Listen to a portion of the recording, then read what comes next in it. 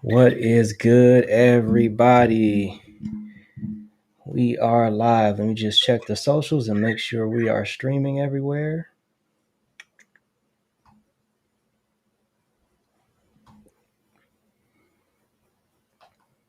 Go to the live here. All right, looks like we are live on YouTube. Let's check X. We are live on X. All right, everybody, we're going to cue the intro, then we're going to get into it with our special guest tonight. Let's get it. It's time to shake the focus up. Sick of being sick and tired, tell me if you had enough. Yeah, it's Shook's in the building now. We ain't missing nothing, we gon' catch you if they gotta roll.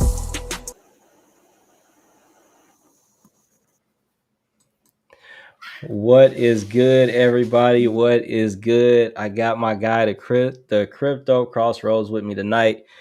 He's going to be bringing us some exclusive information. And I'm calling it exclusive because he's talking about projects that not a lot of people are talking about. You want to go ahead and do a mic check real quick? Yeah, definitely, bro. Thank you for having me on the show. And what's up, everybody? There's two crypto projects that I want to talk about. Not many people are talking about it, so I'm excited to kind of show it off here with ShookFocuz. Absolutely. Before we get started here tonight, folks, our couple announcements here. ShookFocuz officially has the BTCC affiliation. So if you're into crypto perpetual futures trading, QR code on the right hand side of the image there will get you and me some bonus points if you decide to join. If you're looking for somebody to do that with, hang out, talk about perpetual futures, check out the ShookFocuz Patreon. All right, with that being said, we're going to get into tonight's content. So if you haven't heard of this guy, folks, the Crypto Crossroads is somebody who does research on those projects that nobody's even thinking about. So I myself found his videos on imaginary ones very interesting. But tonight he's going to be talking to us a little bit about Lightlink, as well as another project that he's very interested in. And before he gets out of here, I'm going to see if I can pick his brain with a few questions on IXS, which is another project that he recently did a video on. So this dude is out here crushing it. Let's see if we got any family with us tonight before I hand him the microphone. Let's see here.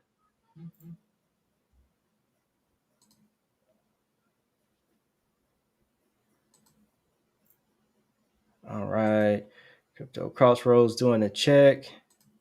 Sorry, we got started a little late, y'all. We had some audio issues, but all good to go now. We got Gomes in the house. What up, Gomes? All right, let's see it. We in here. Marie Villas with us tonight. What up? Let's go. Milk Money in the house. Let's go. Yes. Shout out to the family. Okay. And we got some ex-viewers joining us little by little over there. So yeah, man, I'm happy to have you on the show tonight. Really been impressed with some things you've done so far. So tell us a little bit about Lightlink and why you like that project so much, how you came about with Lightlink. Sure. Thank you, bro. Yeah, so the project Lightlink, I found it by mistake. Like most of the projects that we find, it was really an accident because I was looking at Animoca Brands projects, and I realized that Animoca Brands was partnered with Lightlink. So when I saw that connection, I thought to myself, like, this has to be a project that, it was vetted by Animoca Brands, because they're on stage with Ripple, with Standard Chartered Bank or something like that, right? So I said, maybe this Lightlink project has something going on, right? So I kind of looked into it. The first thing I did was look into the tokenomics because I wanted to see, like the market cap, the max supply, and whatnot. And I thought it was pretty interesting because you have it on the screen. The max supply is 1 billion, and the circulating supply is about 30%, of the max supply. So I was like, okay, not bad, And so I kept looking into the partnership, and I came across Lamborghini, and it turned out that Lamborghini is in partnership with Animoca Brands and Lightlink. So to me, it was like, okay, Lamborghini. Everybody is always talking about the when Lambo, and to me that was like, whoa. Immediately, I have to check this project out, like through like a magnifying, lens or glass. And pretty much the more I looked into it, the more intrigued I was, because there's so many connections, bro. And the crazy thing is that they're all available online. They're not hiding it. Well, they're keeping it on the low, but they're not hiding it. You know?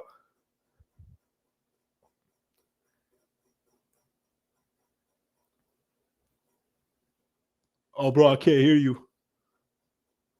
Yeah, I was muted there. So Lamborghini is absolutely wild. Is there anything specific that they might be doing for Lamborghini, or just right now they just kind of just got an announced partnership and they working through it? Oh, bro, they already have their metaverse running. It's in beta test, but there's a lot of different projects involved. Obviously Animoca Brands, but from my understanding, Lightlink is powering the whole thing. From the NFTs to the entry passport, and even the transactions, the tokenization, and the NFTs.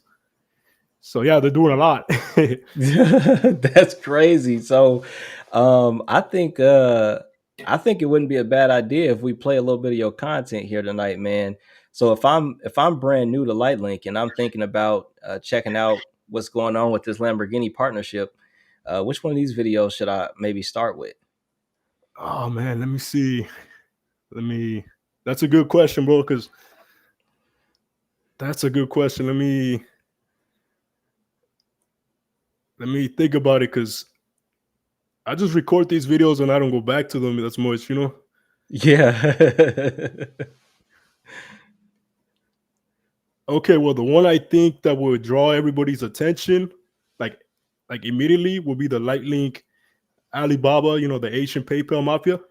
I think Okay. if that one doesn't do it, man, I don't know what will. Because the way I see it is, the way I presented this project to a couple people is that I made up a scenario, right? Hmm. And I gave them an example that, just imagine that Jeff Bezos has a nephew who created two companies, and one of them actually was integrated into Amazon to help build the company, right? And then later on, that nephew created a hybrid bank, the first one in the whole human history, you know, traditional and digital. And Wow. yeah, So hybrid bank, we talking regular physical bank, people can go check cards, credit cards, cash, mhm, and digital bank, metaverse, web 3. exactly. Yeah, it's just a combination. It's a hybrid of both. The best of both worlds, I guess, because it it didn't it didn't succeed, in my opinion, or they just abandoned it. Abandoned the project. It was either Chinese politics or internal conflicts. But the bank was launching with the help of in this scenario, right? It was launching with the help of Amazon and like Mastercard, Visa, and a bunch of big projects. So that's the way I present the example. Like, just imagine Jeff Bezos' nephew started a company that integrated into Amazon, and then started a bank that was integrating Amazon as well. And then when that was done, the nephew went and he created a crypto project that might be secretly working with Amazon, Okay, okay. but it's the So Asian version, the Asian Pacific version of this example. okay. Well, I'll tell you what, let's try this real quick. Let me let me see if we can't play a piece of this real quick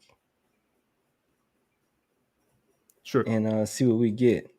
So I'm gonna hit play. You let me know if you get an echo. Y'all let me know if y'all get sound in the chat.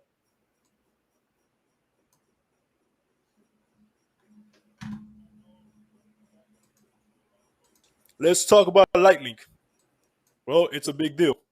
It's connected to big banks and enterprises. So the question is how? You know, How's that sound doing for everybody? it's low for me, bro. I can't hear anything. Okay, I'm gonna go ahead and hit play again. Y'all let me know. Any further because I have the answers to those questions. In fact, let me ask you a question. What would you say if I told you that Roy Hui, the co-founder of Peller Technology, Anything now? You get sound on that one? yeah, I Yeah, can I hear can you. hear you. Okay, I'm perfect. echoing a little bit right now, but Okay, let me see. How about the chat? Y'all good in the chat? All right. Gomes says good in the chat. All right, let's get it. and Lightning is connected to Alibaba in 3 different ways. And that in 2017, Roy was the CEO of the first hybrid digital currency bank in human history. Now, does that sound bullish? And if so, stick around because I got so much to cover. Okay, let's begin by talking about Roy's background.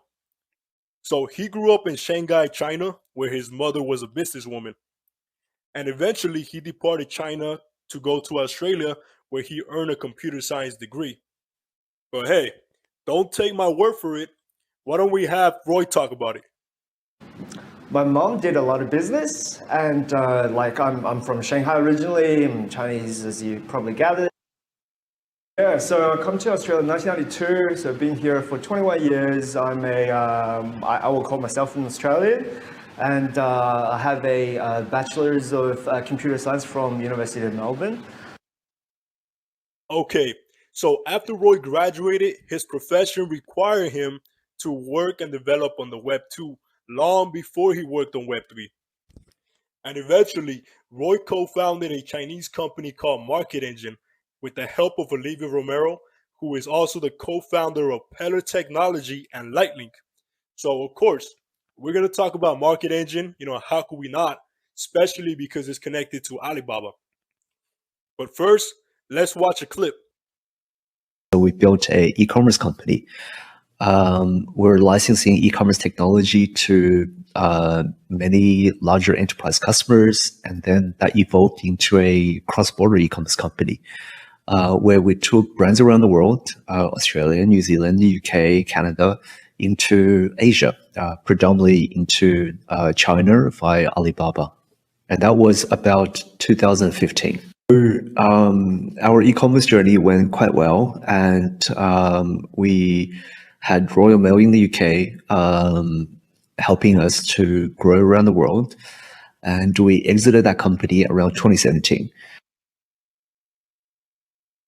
Yeah, that was Roy Hui, the man of the hour. And essentially, he and Olivia co founded Market Engine, which was almost essential to the Chinese e commerce platforms, specifically Alibaba. So, let's talk about what this company does, right? This company, Market Engine, relies on cloud based technology to connect Western brands to e commerce companies, specifically Chinese platforms. In other words, Roy and Olivia connected more than 50 brands across Australia, New Zealand, Canada, Denmark, and the United Kingdom with Chinese e commerce platforms, specifically Alibaba. Yeah, I'm going to say it again Alibaba. Roy's market engine company was working side by side with Alibaba, and that is one of the 3 connections I was speaking of. Essentially, Market Engine facilitates cross border business by allowing customers to process payments in multiple currencies, provide customer support, and manage logistics all on one platform.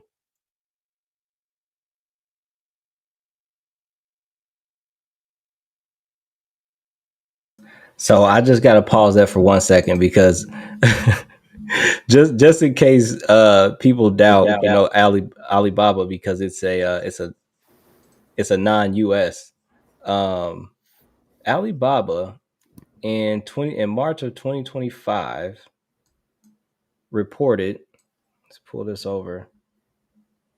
Their fiscal year ending March 31st, 2025 was approximately 996 billion. So Dang, almost a trillion. Are you kidding me? that's crazy. Now pull up Amazon. Are you kidding me? That's a lot of money, bro. A trillion dollar company, and they're over half a trillion, or they're over half a trillion. Yeah. Are you kidding me, bro? This is concentrated. This is heavily concentrated. All right, we gotta continue. So I just needed that. I needed that.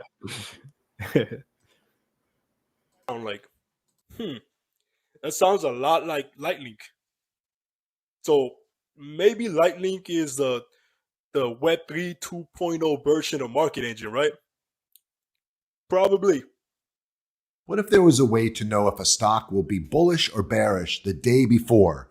The truth is, The more I think about it, it becomes obvious why Market Engine's technology was useful for Alibaba. But wait, there is something else that Alibaba took full advantage of.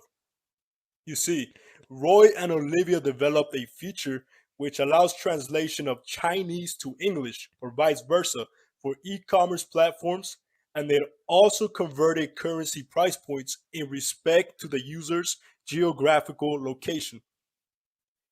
This technology opened the floodgates and basically allowed Alibaba to capitalize off other companies outside of China.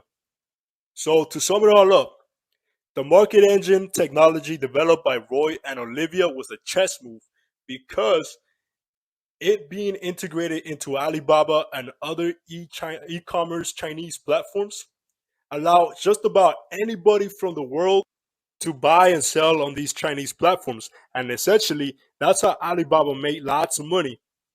And Market Engine was a part of that success. So when you think about it, Roy and Olivia developed this company, but they also developed Peller Technology and Lightlink.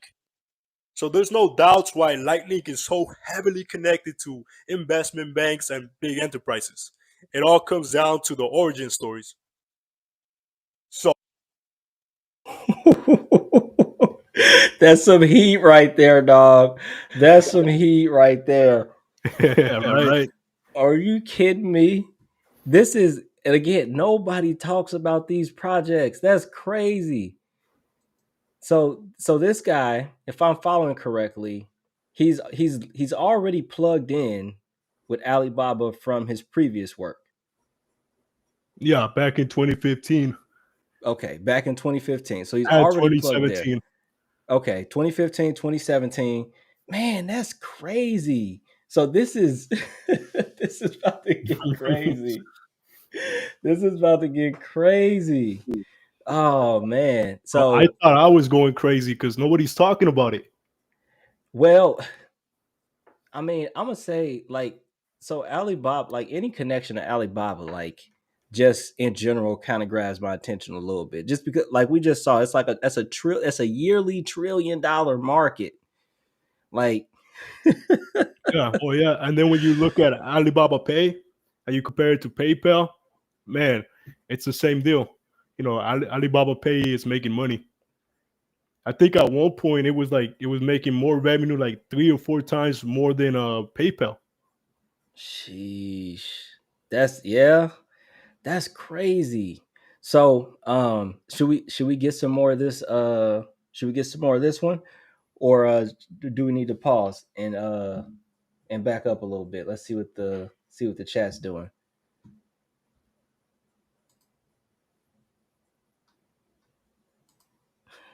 Shook says get premium Shook. The double games.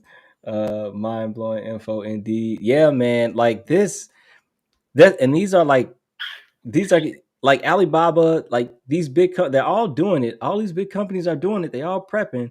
Here is somebody Oh, who's yeah. built a flex for Web 2, Web 3, and it's for $1 trillion company, and it's so hidden. You want to talk about a hidden gem? Look, that's the word right there, hidden. Facts, bro. Dang. Okay. So Lightlink, you all give us a little bit? Are you all in on Lightlink? How you feeling about Lightlink in as a whole right now?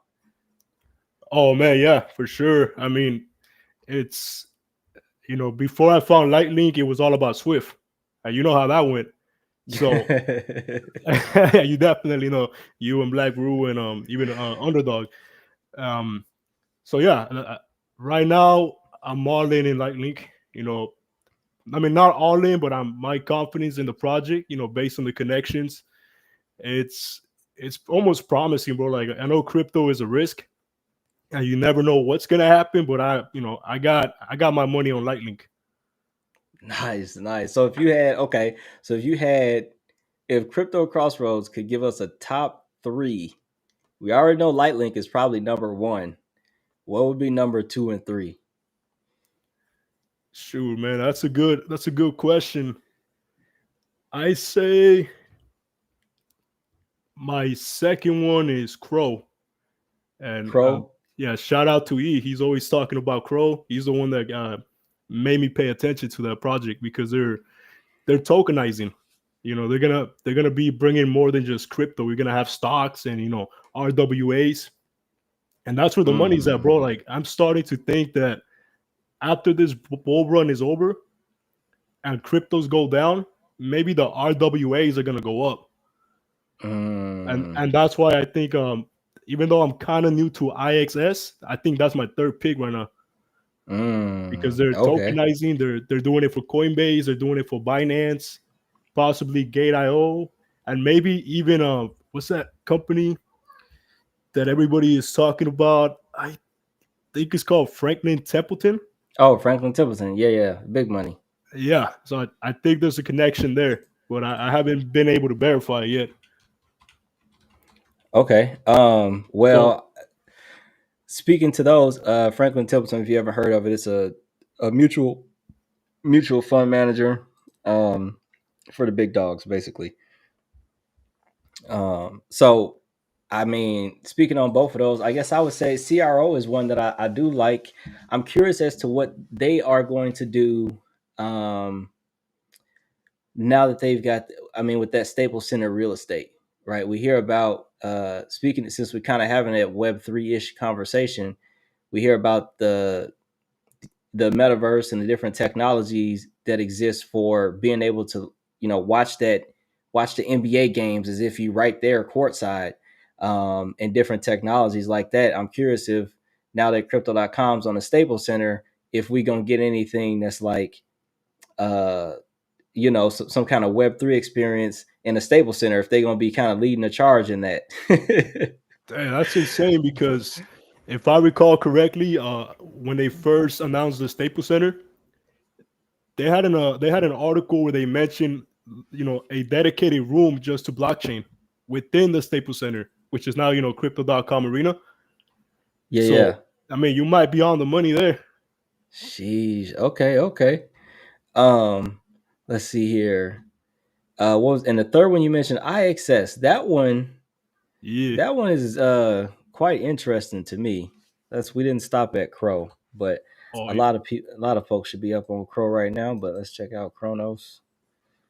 yeah. I think we take that one for granted. I know I did for some time. Yeah, for sure. I think a lot of people just got to get upset with the staking and everything, because they're thinking long term, and a lot of people were expecting short term items with them. Yeah. Oh my goodness! Hold on, I see stuff like this, bro. Yeah. Hold It's on, I like, see stuff like this. you would think the tokenomics is from like Ethereum or something, right? Oh my goodness, 180 million And they burn too. It's a deflationary. total supply, and they burn. Are you kidding me? What is this? Who are these people? No. So IXS, I did start watching this video. I made it to about halfway through, but one thing that I do like, and we are going to take a look at that video in a second. One thing that I do like was that real world asset piece of it, and the base chain pieces that you mentioned here. So we are actually going to catch a little bit of this. We're just going to do a quick check. Quick check to see if there's any questions. All right, X crowd is quiet per usual. Y'all could type buttons over on X. You know, I know them buttons work over there. No, I'm just playing. Let's do a quick view of your X channel. So if you're unfamiliar with Crypto Crossroads, he's over on X at Crypto X Roads. So definitely get this dude a follow, man. I've appreciated his content so far. As somebody who makes content, I don't make time to watch a lot of other content, but I definitely been watching Crypto Crossroads because he bringing that smoke. So I appreciate it. And then over on his YouTube channel, of course, we in the video column here, but if we come over here and open this up, you can see I've been looking into these last couple ones again. But he's got everything Lightlink. I don't know anybody else really talking about Lightlink right now. He's also done some Swift blockchain research here. And man, SwiftC, would SwiftC make like a top 5 if we gave you a top 5, would you say? Yeah, bro, for sure. It'd probably be number 4.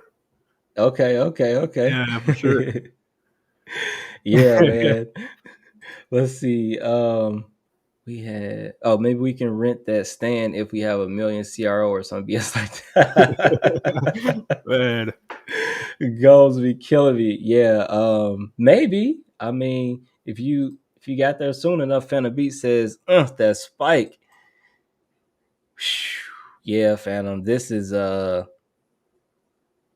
looking different. This IXS.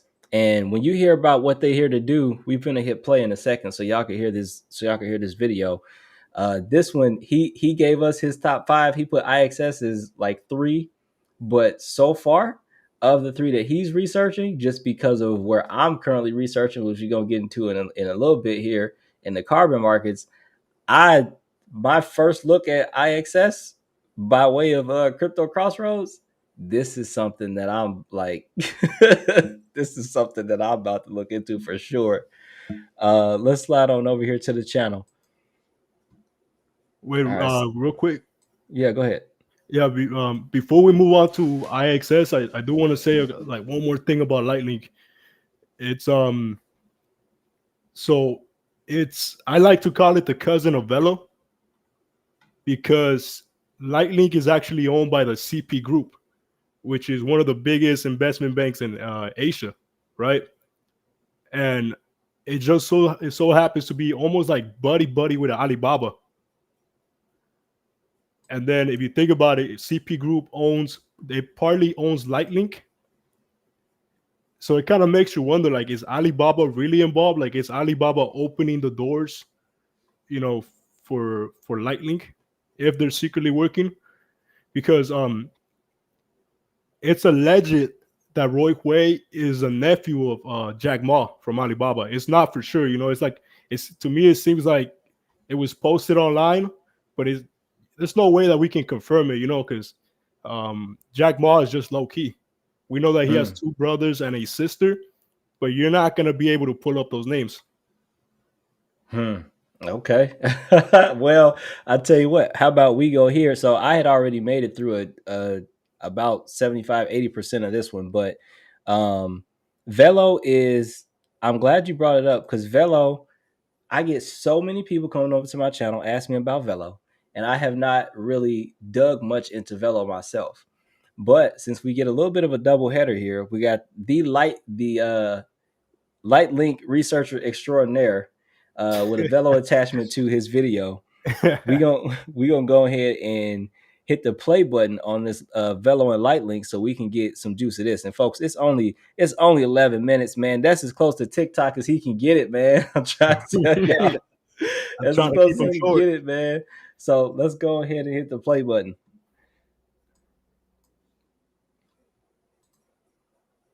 Is to actually partners with startups. The best way to innovate is to actually partners with startups. Hey, welcome back to the Crypto Crossroads. Today, we are going to have an inevitable discussion regarding two projects that have potential to dominate the Asian Pacific region. You see, these two projects are known as Velo and Lightning, and while they have a degree of separation, they are still connected to the same Asian conglomerate known as CP Group. Now, in my estimation, CP Group chose these two blockchain projects to onboard its businesses, whether it be their agricultural and convenience stores such as 7-Eleven, the tokenization of the real estate properties, smart cities, CBDCs, integration of global media companies, etc. So, in reality, I'm not trying to pin Velo against Lightning and vice versa. I'm really not, because I think that they are actually more like cousins. And I know this idea sounds a little awkward, but I have a chart that will explain my logic behind this. Take a look. But first, I suggest that you pause the video, hit the like and subscribe button, but also take the time to observe this CP Group family tree. I know this chart is a bit messy, but it gets the job done. So if you just take a few seconds and glance over it, it's going to help you follow along. And to facilitate the learning process, I'm going to read the chart from top to bottom and left to right. So let's kick it off with the CP Group CEO. His name is Supachai Chiravanant, who happens to be the youngest son of Danin Chiravanant, the senior chairman of CP Group. This man has a brother named Sumit Chiravanant, who is the executive chairman of CP Group. Now, both of these gentlemen have children that take part in the family business. So let's take a look at that inside of the family. We already established that the CEO is his son, his youngest son, but Danin also has his youngest daughter named Tipaporn, who is the founder of MQDC, a company that focuses on international real estate properties. And she just happened to marry this man named Jawangwat, who founded a company called T&B Media Global. Now, both of these companies, MQDC and TB Media Global, are subsidiaries of CP Group. Okay, so now let's make our way up to the right, looking at Sumit Jiravanant, who has a son named Chachaba Jiravanant, who happens to be the co-founder of Lightnet and Velo Labs. So I think this is the best place to just pause for a second and just observe the connections. First, we have Supachai, the CEO, and below we have his sister, Tipaporn. And to the right, we have Chachaval, who is cousins to both Supachai and Tipaporn. So that's the family tree, right? But I did forget to mention one thing. Right under Jawangwat and Tipaporn, there is a company named Translucia. You see, this is a multiverse company that TB Media Global and MQDC founded and raised $300 million to onboard businesses around the world. And here's a kicker. Translucia will be powered by no other than Lightlink, serving as an infrastructure for tokenization, cross-border payments, and integrations. So it makes sense that TB Media Global and MQDC funded $3 million into Lightlink.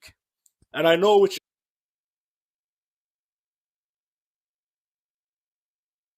Hold on. I might need to let you drive. What you saying over here, Crossroads? Wait, what you mean?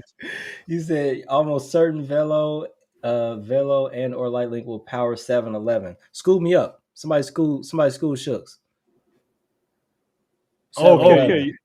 Oh shoot, I'm getting the echo again. 1 second.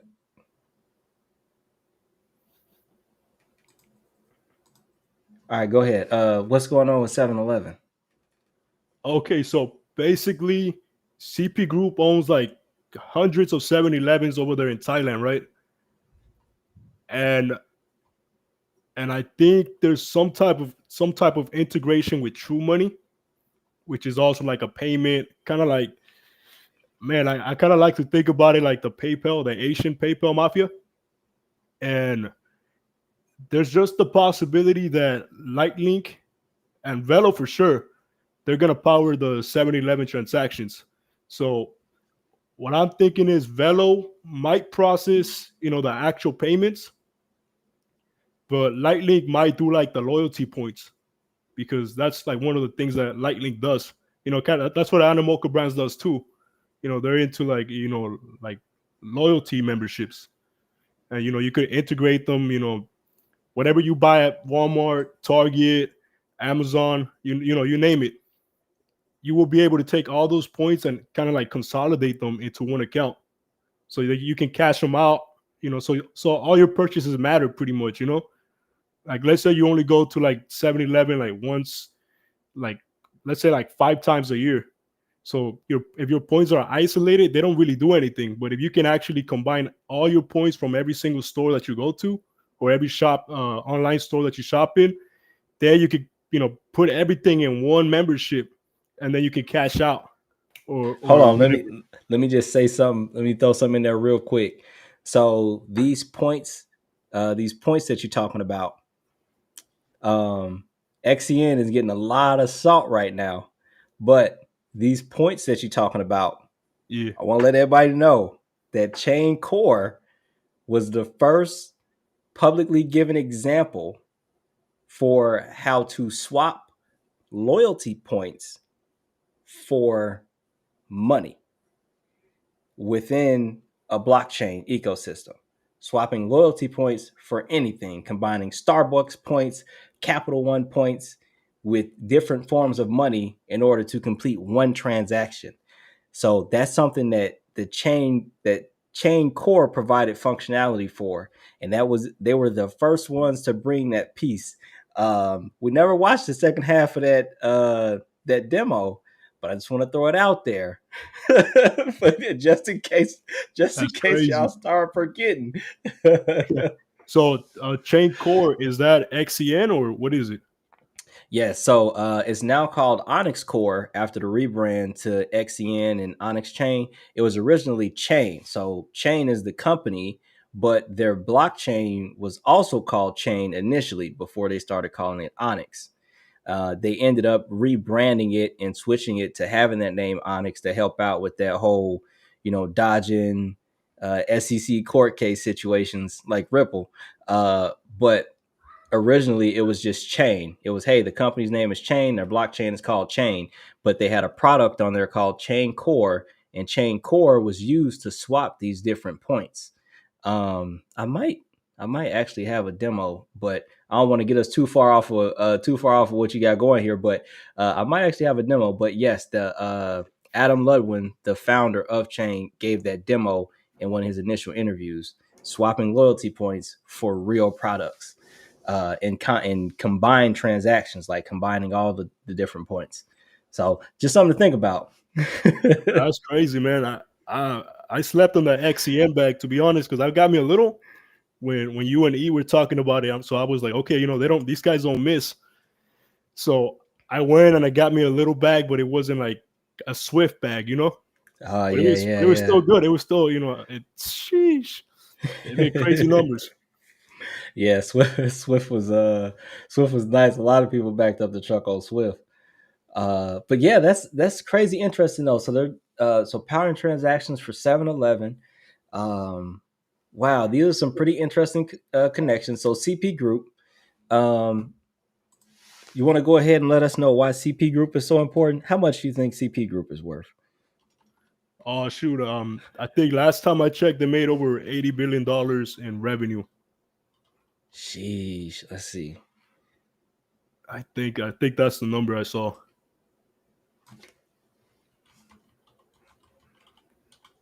Annual revenue. And we're just going off AI numbers right now. We can actually pull the papers if somebody get that curious. But 96.5 billion in 2023. I don't see the reporting beyond that didn't come, but still almost 100 billion in a year. Sheesh. Yeah, but I'm okay. So this is why CP Group matters to me, right? It's like fully backed by Australia and Thailand, the governments, dude. It's not like a little bank here and there. Like the governments are backing this group, and it actually comes from China, because I think they started like in 1920, 1921 back in China, and then they came to Thailand. You know, so Okay.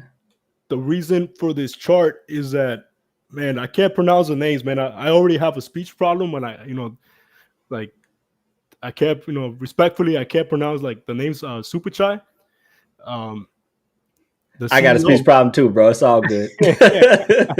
Yeah. Okay. So pretty much, Peller Technology is Roy's company, Roy Hui. He founded that in 2017, and it actually got partly acquired by CP Group back in 2022. So, Wow. so what I'm thinking is, okay, Peller Technology actually developed Lightlink, and it owns it. So if that's the way things work, then CP Group, I'm assuming, actually owns Lightlink, and then they actually doubled down, because look at the CEO, the CEO's little sister and her husband. They took money and they put it in Lightlink to power their multiverse. And they put it in like so he's talking about down here Thipaporn. I'm not gonna try it. And I think it's Juan Watt. But he's talking about these two. So this is actually a couple that built Lightlink. Or No, is they this just funded. they funded it? Okay, so They CP funded Group, it. Yeah. youngest son, youngest daughter, okay, and son, okay, youngest daughter and son-in-law of Deneen Shervanat. The OG. All right, and then okay, but then Super Chai is the one who is directly responsible for Lightlink. No, he's a CEO of CP Group, and Yep. CP Group partly acquired Peller Technology, which the way you could think of it is, Peller Technology creates all the blockchain solutions, the applications with, with enterprises, governments, and then it just puts them on Lightlink, because Lightlink is the infrastructure, Okay, and then Translucia. Okay, that's actually a multiverse that is backed by the Australian government and the Thailand government, and that's how, pretty much, that's how Lightlink came to be, through that partnership between the Thailand, Australian governments, and CP Group, that they connected to Peller Technology, and that same year that they partner up, that CP Group acquired Peller Technology, they developed Lightlink. Oh, So, okay. so in other words, like after the Thailand and the Australian government came together with Peller Technology and CP Group, right away they developed Lightlink to power that metaverse. Sheesh, man, that's some bullish stuff going on here, man. Let's check in with the chat real quick. Let's see here. We got here all day in the building. Said, "What up, Shook? Get them lights up. Wipe your feet at the door, folks. Hit the like button, please. Zebek Nation, ZBCN. What up? I got some. I got an interesting ZBCN video coming up. For those of y'all who missed the Twitter space, I think y'all are gonna like it. Nice little recap for y'all. Let's see here. Then it says a lot of 7-Elevens are dying down in my area. I'm in Virginia. Yeah, 7-Eleven kind of across the U.S. is I shouldn't say across the U.S., but at least in the areas I'm familiar with, I have kind of noticed a slight decline now. But I will say the ones that are still around are usually, well, the ones that I've run into that are still around are a little more upkept than the ones I would see growing up. But yeah, they're still around. But I would say that you're probably correct in that. I think a lot of 7-Eleven decided to pack up and take some of their business overseas. You got any insight on that, Crossroads? Yeah, I'm not too sure about the 7-Elevens here in the States, but or nor anywhere else, to be honest. But I know that the 7-Elevens in Thailand, and they use QR codes. They don't pay like we pay with the credit cards. They pay with QR codes, which is like probably something that Lightlink is going to do as well, or even facial recognition too. That's what Alibaba Easy. does. I do have some video on that facial recognition checkout kind of stuff. Also, if y'all didn't catch the video I did on Coastal Ventures and Onyx Coin, in there was a demo for automatic checkout. Let's see, just show y'all which one it is real quick. This one here, Honest Coin Coastal Ventures doesn't lose. There's a video in here where Amazon is actually testing that technology for fully autonomous checkout, full physical autonomous checkout. You show up, everything is done via bot and comes out to you.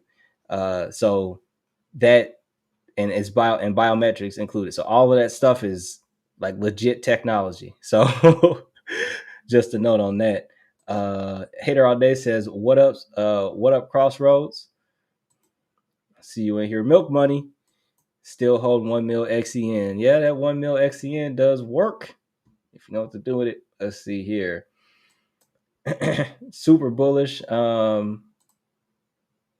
Gonna add some double L. I mean, yeah, Lightlink is it's impressing me. The connections are, I mean, there's not much else to say there. The only thing that I would say that gives me pause right now, and I'm leaning more towards IXS because of it, is just the deal with the tokens. I'm curious on the tokenomics,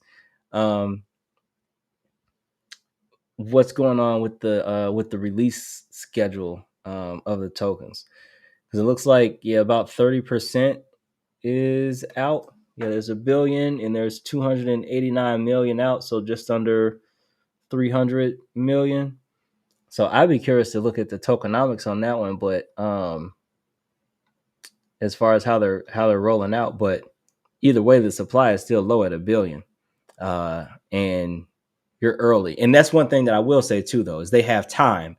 If they're truly in like trying to move into that Web3 space, then they got time, because nobody's really thinking about Web3 right now. A lot of people are, right. Payments is a good kind of segue from Web 2 to 3, because everybody kind of understands they got to pay for stuff, but the actual Web3 technology, not a lot of people are thinking about. So they do have time to get these tokens out. Yeah, for sure, man. But yeah, don't let it's not, it's not advice, but I like to think about Mocha, because Mocha has a very similar schedule to release the coins into circulation. And you saw what that did. It went from, let's say, after pre-sale, it was sitting around like 4 or 5 pennies, and it hit like 50 cents in like a 15-minute candle, I think it was.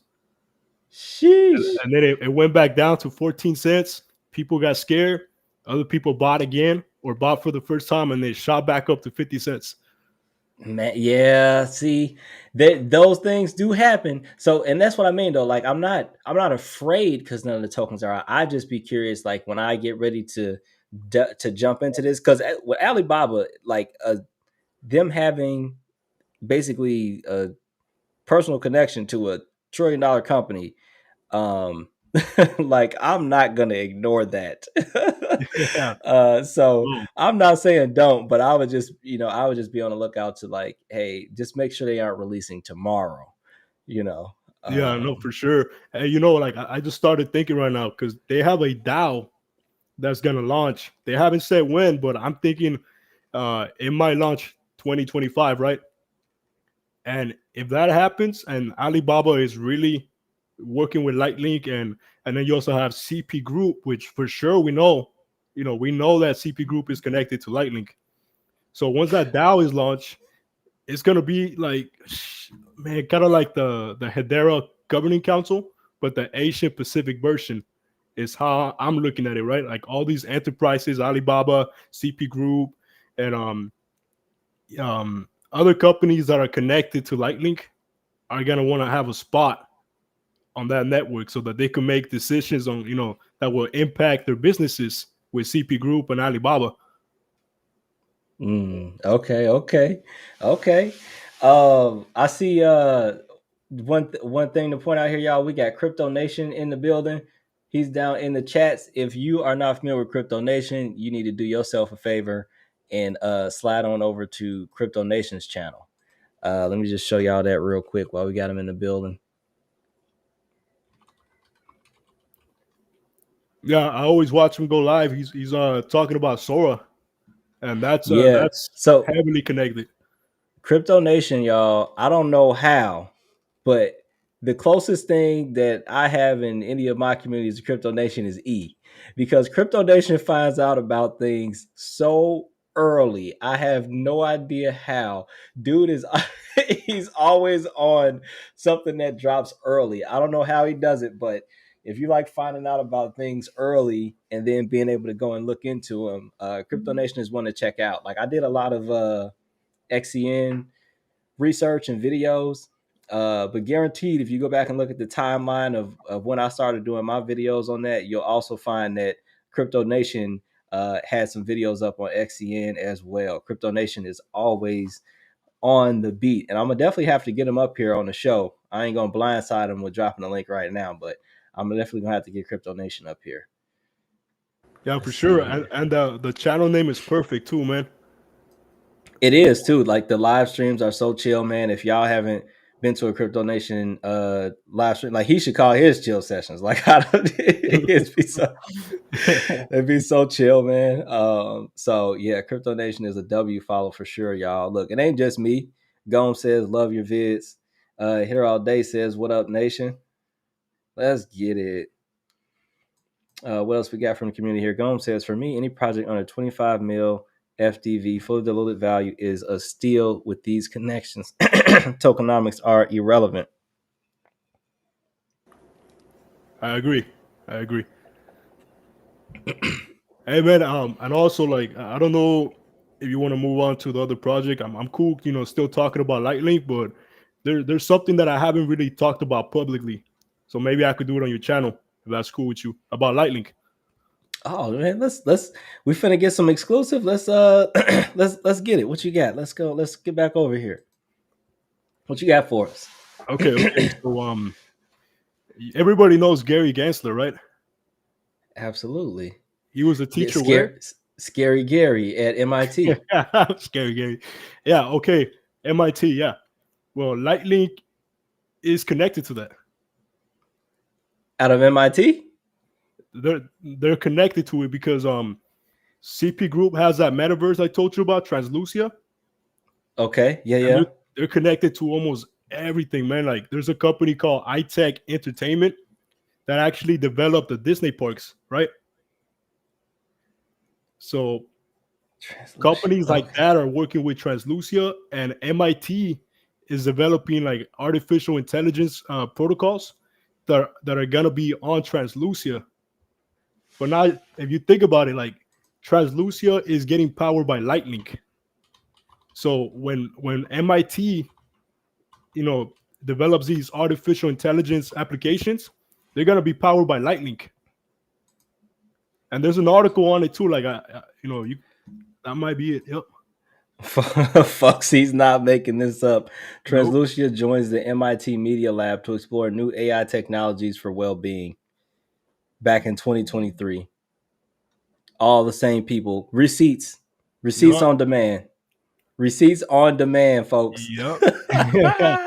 And then okay, so Lightlink, it has two co-founders, right? It's Roy Hui, who is the face of the company, but there's also this lady named Olivia Romero, and she's from Boston Consulting Group, which is like heavily connected to CP Group, but also MIT. Absolutely. So that's where all these connections are getting pulled in, because the founders are like rubbing elbows with CP Group, Alibaba, and MIT. And I think they might have been, were they the ones earlier? Oh no, they were in the other video. In the Alibaba video. Yeah. Okay. Man. That's wild to think about. Yeah, here they were. They were in this one, folks.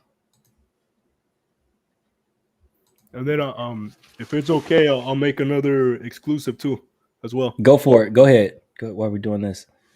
Okay, so like long before Lightlink got introduced, before it was developed, its parent company Perp Technology was tokenizing government bonds for Thailand, and nobody is talking about it, bro.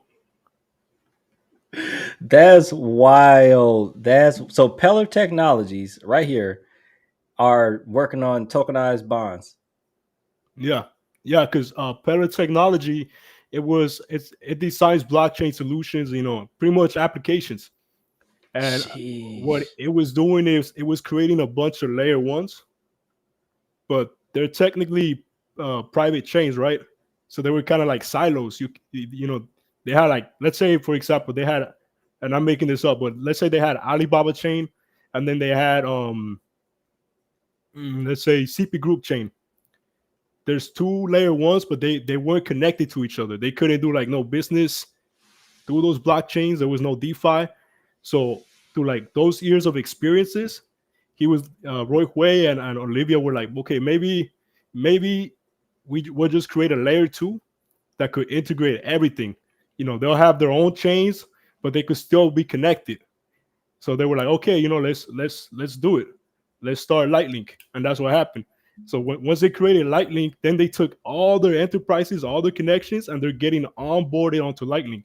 So it's pretty much just a transition from Web 2 to Web 3 from all the previous, connections. Because it's funny because Roy likes to call his partners friends, right? He calls them friends. And I get why, because the Australian government is backing him with everything he does, bro. Like, it's just crazy. Like, if you go online and you search his name, you put Australia, you're gonna see him in like digital currency meetings with Malaysia, Indonesia, just about everywhere, man. So Australia is interesting because Australia is like they are further ahead than a lot of other, it's hard calling Australia a country, it's a continent, right? But Australia is further ahead in a lot of this new, I would say, fourth industrial revolution is what I would classify it as, technologies with Web3 and everything else, and even some of the carbon tech, which we'll get into in a little bit. But Australia is so far ahead that if like the projects that are like building in Australia, like for me, a lot of them are kind of next up, because what's happening in Australia with new tech is just, it's insane. Personally, let's Yeah, definitely. let's see if we got a few more comments here, and then we'll sort of transition to IXS, and I'll tell y'all a little bit about why I think the carbon markets are about to be some of the most explosive that I think we've seen in a long time. What we got here? We got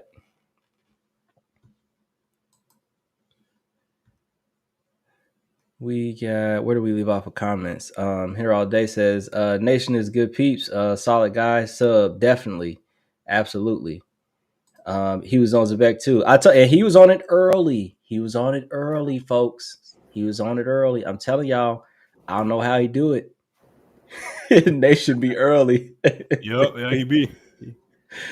Let's see here. He says need Sora, a Sora special from Crypto Nation. Absolutely, because I don't know nothing about Sora. We're gonna have to get Nation up here to tell me something about it. We got CH in the building, says, hey Shook, hey Crypto Nation, thank you for the work. I also much like DeFi King 4. Y'all have changed my life. DeFi King 4, I'm unfamiliar. Is that a YouTube channel or someone on X? DeFi King 4. I think he's on X. I think he covers a lot of XPR, Metallicus, XLM. Yeah, he has some good stuff.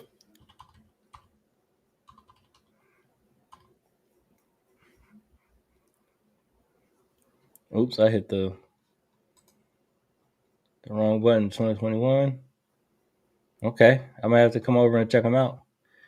Let's see here. What's the next one? Says here all day says Lightlink market cap super low, hidden gem. Inflation not bad at all with that low supply. Yeah, that is one thing. The supply it's only a billion, right? It's only a billion. It's definitely not bad.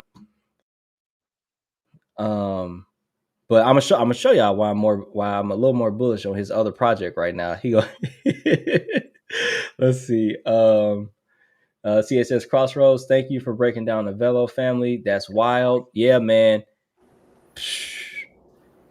As I didn't know, I hadn't done a whole lot of research on Velo, and that's something else that I don't know. Crossroads, if you got some more Velo research, I cannot tell you how many requests I get for Velo. If you got any Velo research that you want to do some videos about, I'm sure people would love to hear about that. Crypto Nation says, thanks a lot. Absolutely, man. We got all the love you can have for Crypto Nation over here, man. Gomes says, Australia heavy with Hedera and FPOS and stuff like that. Absolutely. Absolutely.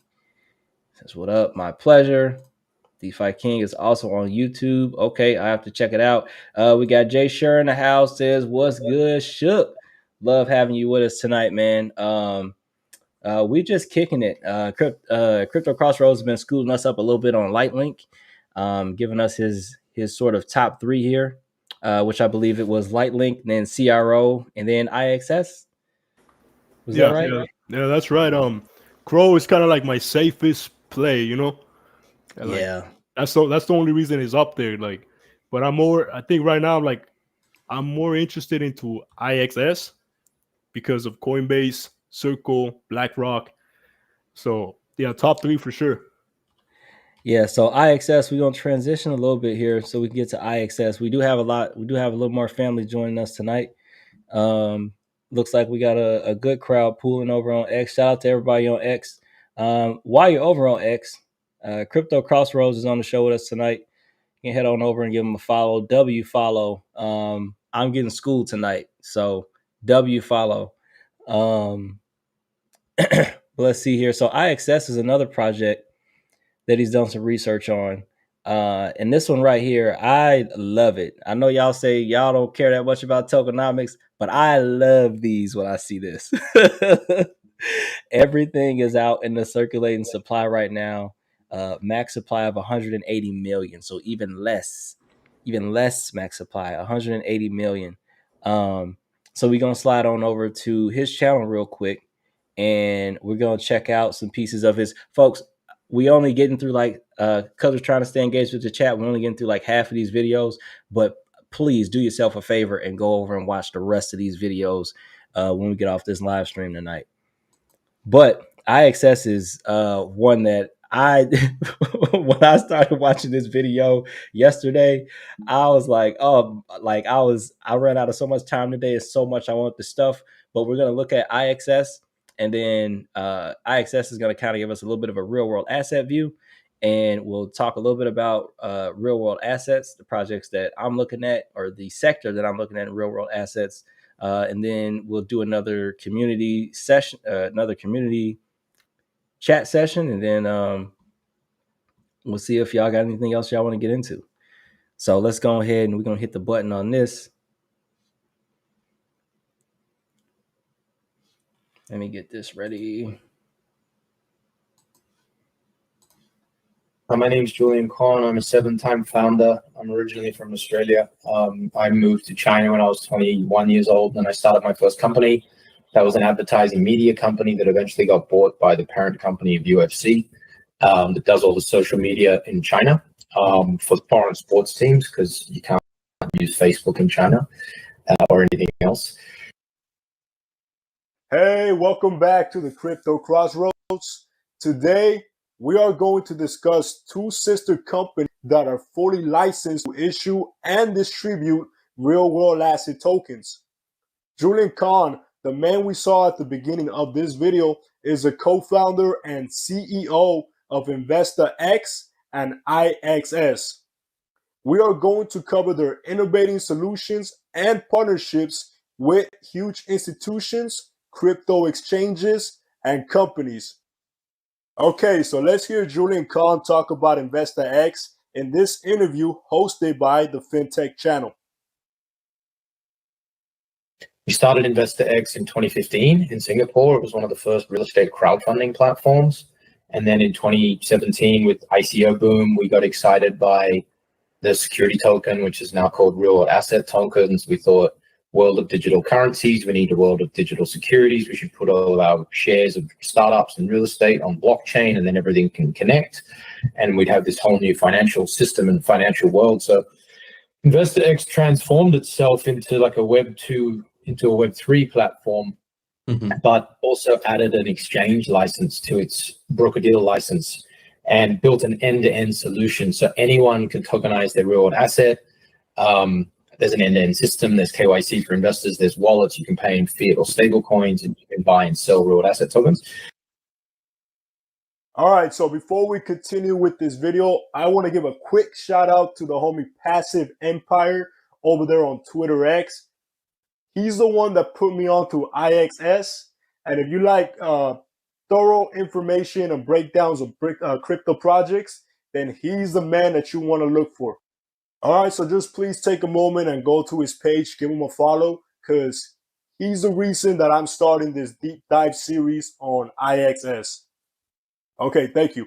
Okay, so now let's go back to InvestorX. Okay, so InvestorX was co-founded in Singapore by CEO Julian Kahn and Alice Chen as a real estate crowdfunding platform in 2015.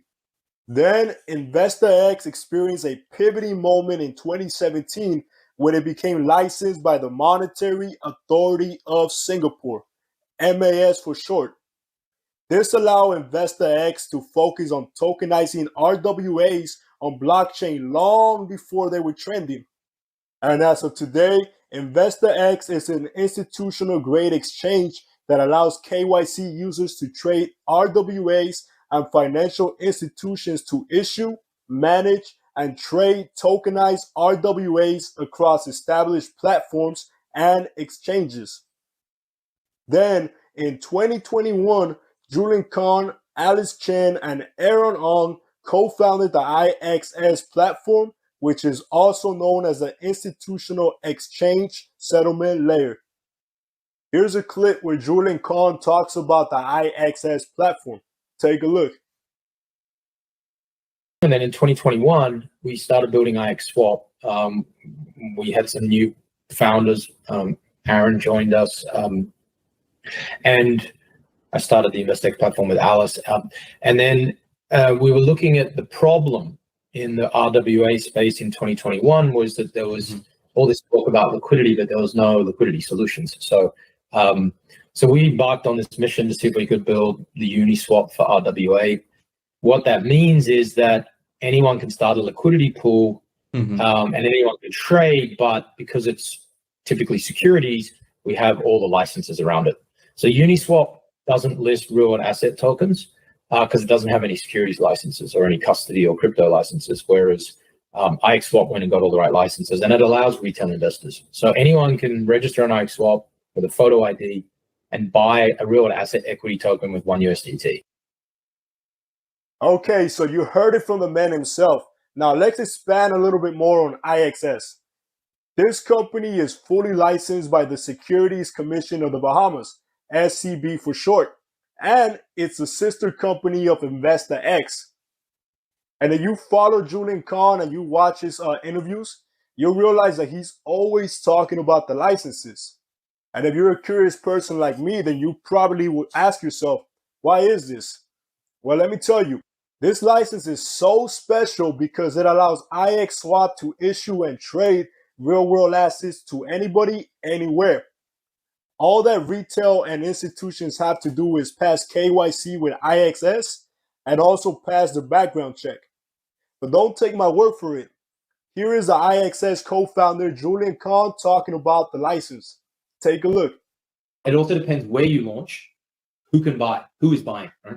So where you launch, right? Even though it's all on chain, someone's launching this real asset token. In our instance, let's just talk about IXSwap. In our instance, we're launching it out of the Bahamas. So we have a license out of Bahamas to issue and trade any real asset token from anywhere in the world for anyone who wants to buy it. But they must onboard with us through our process. We must approve them. And then the investors must pass KYC. Couldn't be any simpler. Everyone should do it if you haven't done it, and go and buy your first real asset token on XSwap. Get started, not just sit here talking about it. But that's our license, right? It took 3.5 years to get. So the asset could be a real asset equity token of a startup. Am I following him right? He's talking about that this license is for swapping RWAs, right? Yeah. You could trade them, but the platform IXS will also issue them on behalf of the startups or enterprises. So man, this technology is all starting to fit together so good. I gotta keep. Sorry, I'm cutting you off for your own video. I gotta keep this going. I need some more of this. Hold on.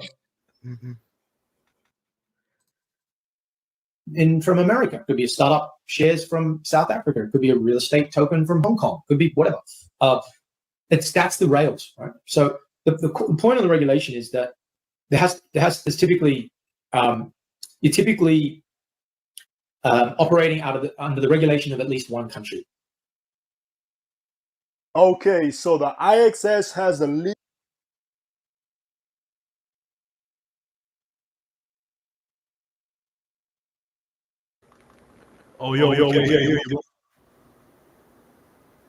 Okay, so we're gonna pause right here for a second. Y'all gonna have to go to his channel to watch the rest of that video because that is some bullish stuff. I'm gonna pause right here and because I think it's gonna be a perfect transition for why I got bullish on IXS. So right now they're talking about swapping these real world assets. So I'm gonna bring up an image here real quick to share. So I want to give a shout out to CryptoLens. CryptoLens and on Telegram. You can go to cryptolens.com or over on X. The ad is CryptoBuddy is at CryptoBuddyInfo. So this is something that I was talking about recently in the spaces with Rue. But so these projects that you have here, they're all about tokenizing the real world assets, right? They're just taking them and tokenizing them. And you have IXS though, which is thinking ahead of the game. They're like, all right, we're not about to fight everybody over who gonna get to tokenize what. We're gonna make a marketplace for it. Like, y'all figure it out. Y'all keep fighting. We gonna go over here and make the marketplace, and then whoever wins the fight, y'all come hit us up because we got the marketplace. And they're doing this, and they're on base chain. So what's crazy about that is because this is where, for me, this is where a lot with these carbon markets come in at, because these carbon credits are real world assets. It's carbon from the real world, and it's being tokenized and put on blockchain. One thing that Dovu has, and this recently, the founder literally just talked about this in one of the recent Dovu spaces, was, hey, we have these carbon credits and we have them for sale on our website, really just as sort of one, representation, and two, for the way that our staking rewards are set up so that people can go in and purchase these credits to get their staking bonuses. But he said they are not a marketplace. They're going to leave that to somebody who can do it better so that they're able to account for the different languages. So you got IXS, who is in Singapore, Australia. They know how to talk. They're more than qualified to build a platform that would incorporate the necessary languages, right? They got some AI going that can handle that translation. So like, this is like, I could see IXS as somebody, as a platform who could build one of those APIs that the Dovu founder talked about, could build one of those APIs to plug in to the system. And now there's a marketplace that their tokens are, or that their carbon credits are available on to interact with, because they're not making it. So IXS is attacking a use case that's going to that's going to get a little piece of that $1 trillion market as well, because the carbon markets are expected to be multi-trillion-dollar market by like 2030. And that, like, this is this is so IXS fits in. So that's partially why I'm so bullish on it. Not that I had nothing against Lightlink, but after I heard that part of the video right there, dog, I was like, oh, oh. Bro. So this is and this is part of what I mean by that. So this was in an older video, but I brought it up recently because like this is how important that this tokenization is going to be that they're getting ready to go through. We had Amazon, and if we scroll down in here, we'll also see other tech companies: Microsoft, Meta, Google, Bayer, Capgemini, BCG, H&M, Walmart Foundation. All of these folks are buying up carbon credits right now to take care of carbon emissions and deforestation stuff. So like everybody is, this is just one use case that IXS could have. One use case in the carbon markets, just one. And they're on Base, which Dovu is also on Base. Another carbon project that I haven't talked a lot about, but Klima DAO also recently just made the sliggity slide over to Base. So those are two real world asset tokenization projects that I personally know are trying to get a piece of a multi-trillion-dollar market. So I think IXS is going to end up right on time, and they already have their supply out there. It just be a matter of finishing up Crossroads video and then looking into how that token ties into their protocols to make sure there's actually some use for it there. But that's crazy bullish. And the other piece that I just wanted to bring up here to help, again, paint this picture of how big these carbon markets are about to be. This is real world news. That's, again, it's a narrative. You call it a narrative if you want, but it's tying right into it. America announces the largest deployment in history. Meta, Amazon, and Google team up for this. What are they talking about in this article? They're talking about climate change and the UN in 2023. This is, again, the UN just made that this is why the real world asset tokenization is going to be needed for carbon. The UN just passed that bill. Ships over 5,000 tons. Y'all got to pay a tax for your emissions and carbon credits. Guess what? Those carbon credits are going to be tokenized. They may end up existing on a marketplace like IXS, where some AI algorithm can go in, search the marketplace, and pull those credits off the shelves. So now they can trade them. Like it's this is getting so bullish for me. Climate change conference. Okay, more than 30 countries were there. They aimed at tripling capacity by 2050. We know the U.S. has some beef with it. Here we go. Nuclear energy is becoming more sought after as it is a clean source of power that supplies ongoing stable energy. Somebody over in either the Patreon or the Telegram had just sent me some information on this. There was a country that literally, I don't know if it was India, but somebody literally just stood up a new plan to build nuclear plants, which is going to be more carbon emissions, which is going to add more to this this already about to explode carbon market. This is, yeah, I might have to scoop some IXS. I ain't even gonna lie. I might have to go get some because it fits into this use case that I've been looking into. So I'm definitely gonna have to take a look at IXS, man. This is bullish. If y'all are not following Crypto Crossroads, I don't know what else to tell you. He literally just helped me put a piece to the puzzle, or a piece for me to try to go see if I can shove into this puzzle. Like, this is nuts. Oh man, let's see what the chat's thinking right now. Gosh, where did we leave off? Let's see here. I think this will give people the mirror if I do it. It will. Okay, I think we was I think you left off right here. Okay. Yeah, let's try that there.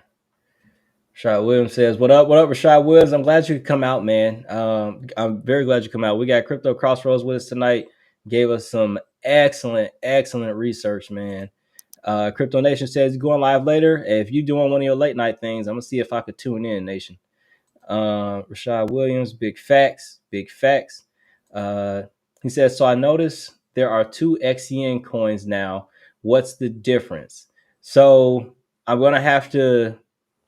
I'm assuming maybe SXEN just released. I'm gonna be honest with you, I gotta catch up. I've been so buried in Dovu. Dovu won't let me breathe right now. The founder just went and started talking about another roughly $1 billion deal that they're getting ready to announce. And I'm trying to get caught up. I'm so far behind. But SXEN, if you go to my channel and you want to know, I'm assuming that's what you're talking about. And if I'm thinking what I'm thinking, that's where they should be now.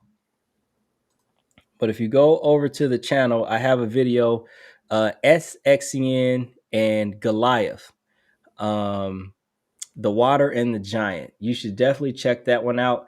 Went over what they were bringing XCN on for, or SXCN on for, and kind of what the plans are for that token. But basically, SXCN is just a representation of XCN that you're going to be down the line. SXCN is what you'll be using should you choose to, not financial advice, to participate and some of the other offerings they're going to have, such as loan protocols, loan setups and further liquidity pools and different things like that, where you can move that SXCN without having to go back and touch the XCN that you have staked. So a little bit better explanation of that in this video if you want to come over and check that out. But I assume that's what you're talking about. If not, definitely leave another comment, Rodney, and I will try to get to it here. Says, yes, Ando won't let you do what IXS does. I'm going to take your word for it. What you saying here? Okay. Wait, I'm going again. All right, go for it.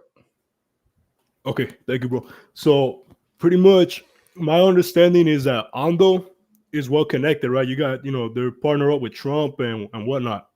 They're, I'm not talking down on Ando, but Ando is more for like accredited investors, right? And I know that E is always talking about, like once we get our money right, we need to become accredited investors so that we could, buy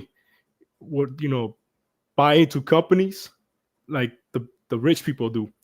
But you won't be able to do that with Ando with $1. But if you go to IXS and you get KYC, you get approved, then you could take your money, you could take your $1 and invest into these tokens. So wow, okay. It only takes $1. So they're pretty much breaking down the entry barrier. And I'm pretty sure you're not gonna go there and just spend $1, but they're doing that just like for marketing. Like, hey, you could go with $1 and buy something. So if you think about, are you familiar with Tory Lanez? Yeah. Okay, so he's probably one of the first successful rappers that sold an NFT album, and he tokenized it. Right, that's probably why he got locked up. But anyways. He took an album and he made only 1 million copies, $1 each, and he has a hardcore fan base. So he put that out there, and I think it sold out in less than a minute. In less than a minute, that guy made $1 million minus the transaction fees and probably his manager fees. But essentially, that's what IXS is doing. So, for example, you were talking about Dovu, right? Mm-hmm. You kind of connected some dots for me, to be honest, because the co-founder and CEO of IXS and InvestaX, the sister companies, this guy is kind of like Roy Way. There's too many parallels between them, and I'm gonna make a video about it. But essentially, the IXS co-founder has multiple projects, for like clean energy. Clean energy. He's trying to get with the UN. So yeah, go ahead. No, go ahead. I was gonna say, because that IXS, if I heard him right, he mentioned Australia, right? He's from there. Not and Oh. and Dovu right now has a giant deal that they have not announced yet that's coming out of Australia. I'm telling y'all, Australia is ahead. If you hear about something popping in Australia, you better perk your ears up. All right, go ahead. Yeah, for sure. And okay, so let me now connecting the other dot. Dovu is from where? Dovu is connected to HBAR, right? Yep. IXS and InvestorX is partnered with HBAR. What? Yeah. So now I'm thinking, okay, that big partnership that you're speaking of might be the IXS, because I mean IXS is partnered with Algorand, XTC, Plug and Play, Tesos, and it's actually backed by the Singaporean government. They gave the government gave money to the co-founder Julian Khan, and I told him, hey, just try to tokenize whatever you can and see if it's successful, and it was. So yeah, bro, like that's why I'm outside of that. I got intrigued by IXS because it has a lot of parallels with Lightlink and the co-founder, because the co-founder is from China, but he left to Australia, which is where he's at right now. But the founder of IXS is from Australia and he went to China, but he still has connections to Australia, and vice versa. So there's a lot of parallels between the two, bro. Like I wouldn't be surprised if they even Lightlink partner up with IXS, but that's a whole different topic. Okay, all right, man. All bullish over here. So again, no disrespect to Ando, but IXS letting you in the door with $1, and I'm sorry, that's more of my speed. Yeah. He says, Shook, I see why you like IXS better than LL. I was late to get in. I just checked out what IXS is about. A hidden gem, fam. Hater all day. I have no issues with Lightlink. What I think, I'm just looking at what's happening right now. And Lightlink, because of that metaverse Web3 piece, they're way ahead. Like, way ahead. Right now we're in the tokenization phase, and so this is where I see IXS as more of the right now move. So it's not that I don't like Lightlink, I do like it. The partnerships are insane. Alibaba, just one company is $1 trillion partnership. Like that's now again, I don't know exactly what they're doing for them, but Alibaba made almost $1 trillion in a year. Like that's insane. So I'm not discounting Lightlink at all. I'm just looking at the right now. We're going through this tokenization piece, and they happen to be on Base, which Base is starting to look like it's a base. If you follow me, it's it just looks incredible to me right now. Major find. Again, if y'all not following Crypto Crossroads, you're missing out. Rishi John says, what's going on, brother? We are in here right now. We talking about IXS, and I was just giving a little bit of overview over how it could fit into the carbon markets play. And Crypto Crossroads has been schooling us up on Lightlink. What up to Rishi there? We got CH says White Rock. Not sure what that was in a reference to. Did you catch that piece, Crossroads? No, I didn't, bro. I'm not sure. Maybe BlackRock, because I said CP Group is like the BlackRock, the Asian BlackRock, but I'm not sure, to be honest. Okay. So maybe some clarification on that one. He says Lightlink 4 million market cap. Nice. Yes. Yes. Yeah. And what's the ticker again? It's LL, right? I'm pretty sure. Yep. LL Cool J. He was the greatest of all time. You heard that freestyle he dropped like 2 months ago? No, I didn't, bro. With Eminem, was it? It was, yeah, I think it was on Sway. Yeah, yep.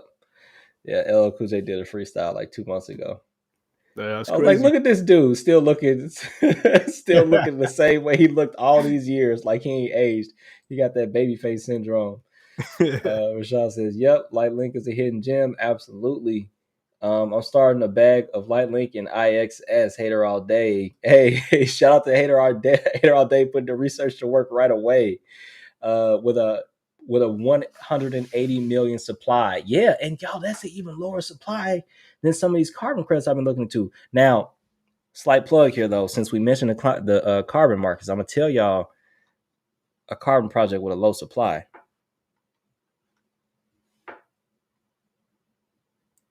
I'm gonna tell y'all a carbon project with a low supply.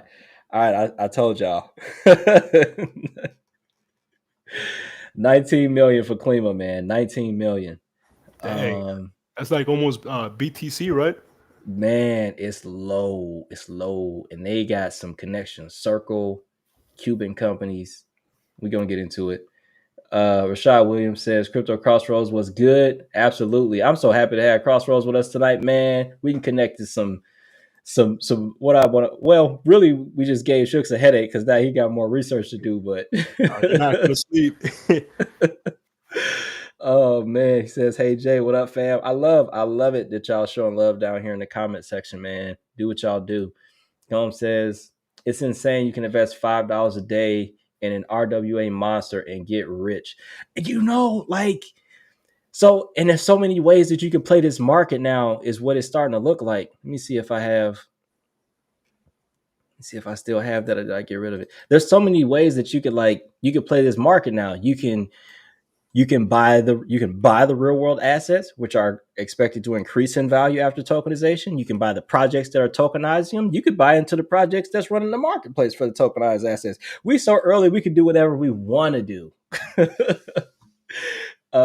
He says thorough live by you two guys. We need more dual lives from you two. And we definitely doing another one after this. Believe that. I'm down. I'm down. Yeah, IXS lets you invest with as little as $1. Yep. Ondo ain't letting you do that. Jay Sure, good to see you, hater. Absolutely. Thanks for what you do, Crossroads. Yeah, man. Big up to Crossroads again, man. If y'all not following Crossroads, catch them over on X, Crypto X Roads. And then over, is your @ sign the same on YouTube? No, I think it's different, but I don't. I think it's just the Crypto Crossroads. Yeah, at the Crypto Crossroads show over on YouTube. So, get in, check them out, and get in these projects early, man. See, this is why I be telling y'all. Some of y'all be trying to chase these YouTube channels that only talk about what you want to hear. But if you want to be early, you have to go to these channels like Crypto Crossroads, who talking about things that people ain't thinking about. Cause he's ahead. I'm trying to tell y'all, he's ahead. I've seen a lot of YouTubers. I watch a lot of YouTubers. This dude is ahead. I'm telling y'all. Thank you, bro. Thank you.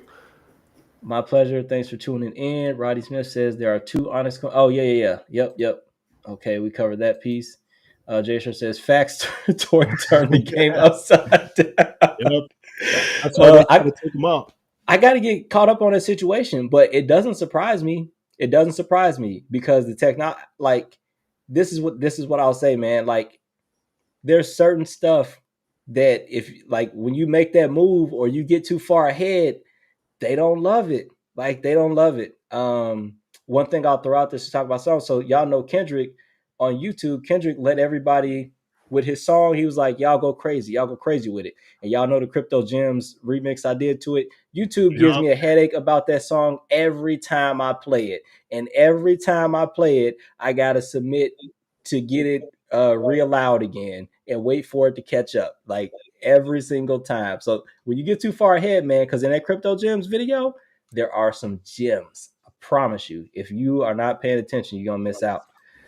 So they definitely try to slow stuff down when you start banging. And remember, I'll give y'all a perfect example here. YouTube probably gonna shut me down, boy. Look at this. I give y'all a perfect example. These XCM videos that I did, these two right here, the Everybody's Favorite Pilot and the Coastal Adventures tip, these videos were on their way to over 10,000 views a piece, and YouTube blocked them worldwide. I had to go back and change the content in them to get them back out. When you get too far ahead, bro, the system got to slow you down. Yeah, that's what it is. Rishi John says supposedly his NFT albums were like 50K a piece in value after. What? I got it. Hold on. We're gonna take a minute here. We're gonna look at this. Side mission. He said absolutely. Rishi John says, "What do you like more, Insulator or Light Link?" Insulator. You familiar with that one, Crossroads? I'm not, bro. I've never heard of it. Let's see. Insulator. Maybe it must be a typo. Maybe he meant IXS. Does it have a different name? Yeah, it's called the institutional settlement layer. Okay. Maybe that's what he's talking about. But right now we got Crossroads likes Light Link. I'm kind of leaning IXS right now. But I like them both. Absolutely. What up, fam? Excited to see the collaboration. You guys are killing it. Woohoo! Incredible times. Shout out to Willem, man. W supporter. Shout out. Yeah, let's do a little side mission here real quick. 50K, man, that's a lot of money. Tory Lanez NFT sales. Tory Lanez album When It's Dark sold 1 million copies in under 1 minute, with fans able to pre-order up to 100 albums. Tory Lanez claimed he made $1 million in under a minute from the sales. One NFT was reportedly flipped for $50,000. Oh my gosh, bro. Hey, y'all might not hear from me for a while, y'all. I'm finna go make some NFTs, bro. Straight up, y'all ain't finna hear from me. Shook's gone, man. Y'all are not gonna hear from me. Goodness gracious. According to Immersive, the album sold, in under 57 seconds. You know, I wouldn't be surprised if Tory Lanez bought 100 copies of of his own album and then resell it. Hey, that would not surprise me. Let me own the supply. Let me own the entire supply of my NFT. Let me buy them off the market, drive up the value a little bit, and let me spit them back out here to y'all. Oh man, let's see. Rolling Stone has a NFT album. Rolling Stones had it despite videos claims. Much 50,000 whenever customer spoke. Rolling Stone said they feel duped. Huh. Is it because they didn't get a cut, or? I mean, that's what it sounds like.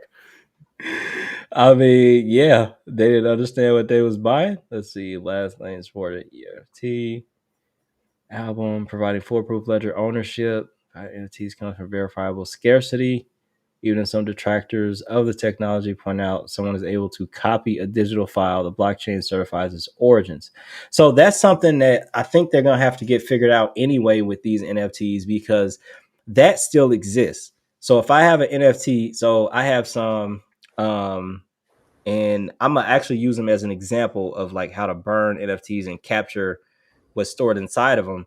But a lot of people in this community should be familiar with Underdog Crypto and Indigo Saint. He had those NFTs. But so even in the way that those were set up, once you open an NFT up, like you can go and somebody could do like a screen capture of your NFT and still bootleg it, still have a bootleg copy. Now, yeah, you can, if they try to post that online somewhere, right, you can catch it. AI will track it down for you. Hey, this is a match. And then you can go after them, but that still doesn't do anything for things that happen offline. So it's still kind of like it's better because it's putting more of that money directly in the artist's hands instead of going through. So that's probably why they was mad at Tory, because when you do it like this, that money comes straight to you, peer to peer, baby. Like ain't nobody else coming in that mix unless maybe he had to deal with the record label. But like with that NFT, that's peer to peer. Hey, you don't need nobody. You don't got to call no marketing company. You ain't. You know what I mean? So, I mean, yeah, it was a smart move. I'm still thinking it was a smart move. Yeah, I gotta read up a little bit more on the situation, but like, yeah, that's really when people get mad, when you start cutting them out and they can't get a piece of that money no more. Oh Yeah, man, yeah, they yeah. shut And, it. Go ahead. oh yeah, I was gonna say, and he was smart about it too, because long before the NFT came out, he was connecting with his fans. So I think he gave them like a hotline number that they could text, and then he'll communicate with his fan base. So to make it feel like more of an intimate relationship between the two, between him and the audience. And I think Mm, then he rolled out the NFTs. You know, mm, but okay. Yeah, and it's and so like with the virtual concerts and stuff too, like it's gonna have to what are they gonna do about that? What if somebody have virtual concert and have an NFT giveaway the virtual concert? Like they're gonna have to allow room. It's just that Tory did it early. And I think that's the issue with it. Tory's first, he's first up, he made that money that fast. The rest of the game ain't ready yet. Like these other platforms are still trying to build out. That's the other thing too. Tori understands the power of that technology. Right now, there are different projects that are trying to onboard artists so that they can help you tokenize your music, right? Is it Tune or Jam? There's a couple different tokens out there. Um, like Tune, Jam FM. What was that one we used to look at like way back in the day? Music NFT platform. was it Seek maybe, or Seek, that's no, another one. there's another one though, Um, Opulus on Algorithm. Opulus, that's what I was trying to think about. Opulus, that's the one. And so like these these different platforms are meant to kind of help the artists with that transition into Web3. If this is what it sounds like to me, Tory didn't really need to go through and get a bunch of help with this. It sounds like he had somebody with some knowledge who helped him get this together, because I'm not seeing, again, this is just one article, but I didn't see it here off top like him going to somebody else to get help with it.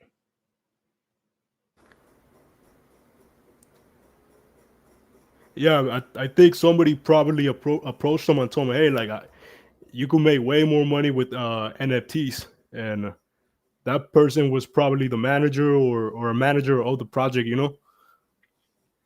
Yeah, and like so he cut out so many alleged. I'm still trying to school up on his situation, but he potentially cut out so many people that there were some unhappy folks. Yeah, Um, I think he was already independent at that time, and ooh, Rockefeller wanted to sign him, and they got mad at him. And I mean, who knows? It's I really don't know. That's what I saw on YouTube, but the yeah, situation is interesting. Like the timing and the events, it's just crazy. man, yeah. What's this? Hopefully he don't just start dropping a bunch of F-bombs. Yeah, he does right away. Let me stop. Let me stop the video. Immediately. Yeah. Oh man, yeah, bullish situation, man. I'm loving this show, man. Thanks, Crossroads, for coming through. Gom Oh, thank says you, bro. Edge looks crazy too. Passive Empire looks like some secret billionaire. Yeah, that's the homie. He's after I started dropping videos on LL, he reached out to me, and he told me that it's a gem, but then he gave me a gem, and that was IXS. And yeah, that's the guy. Yeah, thanks for showing him.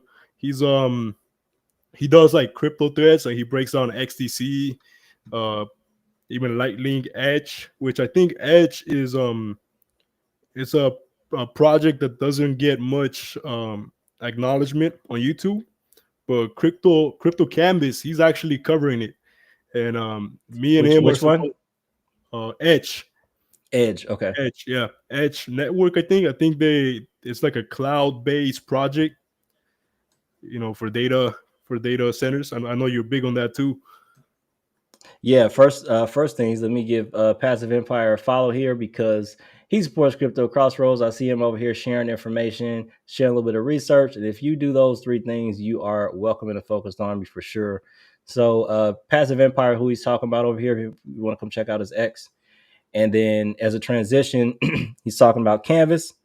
What up, Crypto Canvas community? Y'all already know what it is. Crypto Canvas is also a W follow. So you and Canvas gonna be getting together here to do a show? Yeah, he mentioned it, and we don't have anything scheduled, but hopefully we can do something together.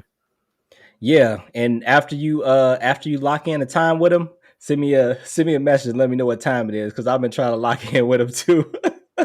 I will, bro. I'll reach out to him. Yeah, yeah. Let me know what y'all come up with. We could definitely do like a some kind of round table if y'all interested in doing that. Ooh, that would be dope. Because not to get into our conversations between me and Crypto Canvas, but he knows who you are. Yeah. Okay. Yeah. I'm pretty sure you guys talked before. Yeah, we chat on X, man. Canvas is a W follow in my book, man. I got no issues with Canvas. Check out Canvas YouTube as well. Canvas is the Block V extraordinaire. Yup, the OG. So let's slide over here real quick.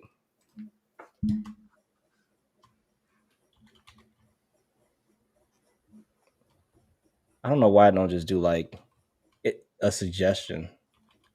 You know who I'm looking for.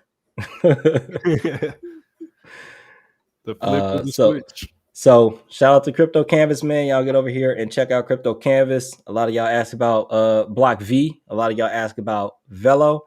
I have not done my own video productions on either of those projects. Crypto Canvas has. So slide on over and check out Crypto Canvas if you're interested, man. But yeah, W follow. I can't wait for that show, man. Even if I'm not on it, I'm tuning in. That's a for sure. So let me know when y'all get that going. And I'm definitely gonna tune in. Looks like the comments are starting to slow down here. We've talked about Lightlink. We've talked about we just briefly skidded across your second favorite, which was CRO. Then we talked about IXS, and we made Shooks lose his mind and his speech all at the same time. Yeah. And then I saw that. I saw. I want to clip that. I want to make a clip out of that. And then we went over a couple community questions, man. While we got Crossroads here tonight, man, does anybody else have any questions for Crossroads? Otherwise, we're gonna share the airtime because we got some other show. I think Nation's gonna go live here soon. And I have a lot. I'm behind on videos. I ain't even gonna sugarcoat it. But anybody got any more questions for Crossroads tonight, y'all? And yes, IXS has a what is Ondo supply actually? I'm not sure, to be honest. Let's see. Ondo it's at 79 cents. Oh, Ondo's at a $2.5 billion market cap. Interesting. Total supply is 10 billion. Circulating supply is 3 billion, 3.1 billion. Okay. Yeah, it's got less than, what is that, 10%? Basically 10% of the less than 10% of the supply, or 10% of the supply. That's crazy. Wait. Here all day says off subject. What do y'all think about collat or collateralize? You are the second. Let's see here. Gomes says only question is sell a kidney for IXS or not. I mean, we have 2 kidneys, so you could keep one. Not financial advice. Oh man, crazy.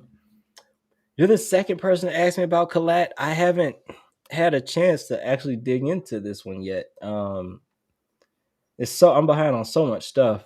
Okay, everything's out there. What are they into again? Tokenization. So they're another RWA tokenization. Custom layer 1. It's on Solana. Tangible assets. Which assets are they looking at though?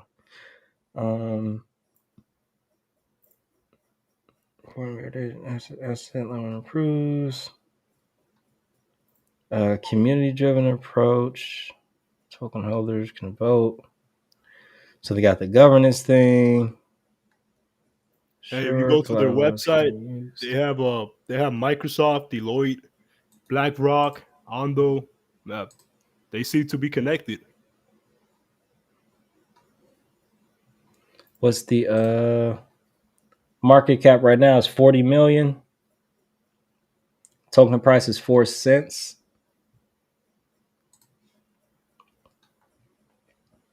Midas? Is that okay? It's not clickable, but let's see. Buy, sell, and send tokenized assets. Interesting. So they again have a marketplace for the assets. Okay. So they are trying to do both. They're tokenizing and running a marketplace. If I'm understanding this right. Hassle waking up the wallets, navigating protocols. Catalyzed chain is a public permission layer 1 blockchain. So they've got USDY with the Ondo listed here. Chain offering institutional grade and retail access. Yeah, somebody definitely asked me to look into this one before. This is starting to look familiar. And I don't know if I was able to finish that. So they've got RWA cards. Okay. That's interesting. Partners can suggest for listing. They got BlackRock, every stock, every bond, every fund, every asset can be tokenized. Well, it's just a quote of Larry Fink. Discord, iOS docs contact. Oh yeah, Microsoft, Deloitte, BlackRock, Ondo, Midas, and RE7 Capital. Interesting. Yeah, so I haven't I haven't really dug into it yet, but they got all the names you need to see. I mean, these three right here, like as far as like world market shares in their area is like absurd. So it's not, I don't have an issue with it right now, but I would have to look into it and to sort of maybe figure out where I would want to fit it in my portfolio if I decided to buy. Because I don't like to have a ton of tokens, y'all. I'm one of those people. I do probably have a lot compared to somebody new to crypto, but for a lot of folks who've been in crypto for, like me since like 2019 or so, got like 50 or 60 projects that they in. My list is probably less than 20. But this may be one to look at. I may have to try to get it on the list. Rishi says, what's your favorite coin? Is that for me or Crossroads? Crossroads, what's your favorite coin? Yeah, right now it's Lightlink, Crow, and IXS for sure. What about yours, bro? My top coin right now is Dovu. That's Dovu's the top for me right now. Close second would be XCN, just in terms of having so many different, like omni utility is what I'll call it. And then if I had a third, I don't know who I would consider the third right now, but there are definitely some projects starting to knock on the door in terms of data. I'm starting to, just FYI, I'm gonna be looking into these carbon markets and data centers. That's where Shooks is headed right now. Just FYI. He says it's really undervalued. Yeah, I'm not sure which one you're referring to, but every project we've looked at so far tonight that Crossroads has bought us looks extremely undervalued. 2% of Ondo's total supply for IXS. Oh my gosh, that's oh wow, that's absurd. Especially when you look at the market cap, because IXS is kind of, it's marketing as the Uniswap of the RWAs. So if you look at Uniswap's market cap, you don't have to look at it, but it's I believe it's like $3 billion market cap. And if IXS gets to that market cap, I think we're looking at like maybe a $6 coin. Man. Yeah, it pays to be early. I'm gonna have to scoop me a little bag of IXS, y'all. I ain't gonna lie. I got a little bit of dry powder. I said I wasn't spending none of my dry powder right now. I said I wasn't gonna do it, but I don't know, y'all. $100 a day is looking like $1,000 tomorrow right now on that project. man. Yeah, so Ando had 10 billion. 1, 2, 3. And then actually that's not what I want to do at all. I want to do 180. It only had 180 million, right, for IXS? Oh Yeah, my gosh, you're that's right. so low. That's so low. And it burns too. Every time that anybody transacts on the DEX for the RWAs, they take a portion of that transaction and they use it to buy back coins so that they could burn it. So I mean, it has a lot of things, man. Like you have the utility coin itself, which is IXS. Then you can buy RWAs for with a minimum of $1, and then you can actually get yields, kind of like staking, like what you were saying about Doble, where you can actually get some money back. And then also, if you know, since you guys like staking, then you can stake your IXS coin and then get RWA tokens. You know, so you kind of get ownership, you get equity into these startup companies. So I mean, Oh, it's like a good reason for you to just hold on to that bag, you know, because you hold on to a utility coin. Because here's the thing though, uh, IXS is not a RWA token, you know, it's not a security, it's a cryptocurrency, but it's in the RWA sector, and that platform is what lets you get RWA tokens. So that's when you need a license to be able to, you know, facilitate trading of RWAs, and Uniswap can't do that. You know, many projects that exist right now and they sell you RWAs, they can't do that, bro.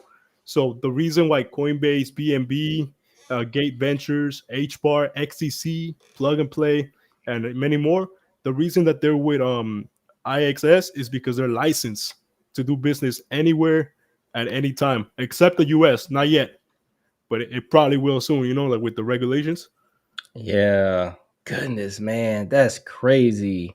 That's actually that's crazy to think about, man. Let's see here. Let me grab something here. Cable device play. Oh yeah, let me try something here.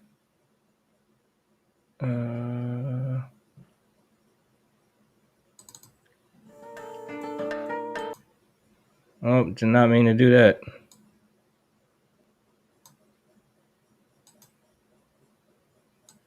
Let's get back to the screen share here.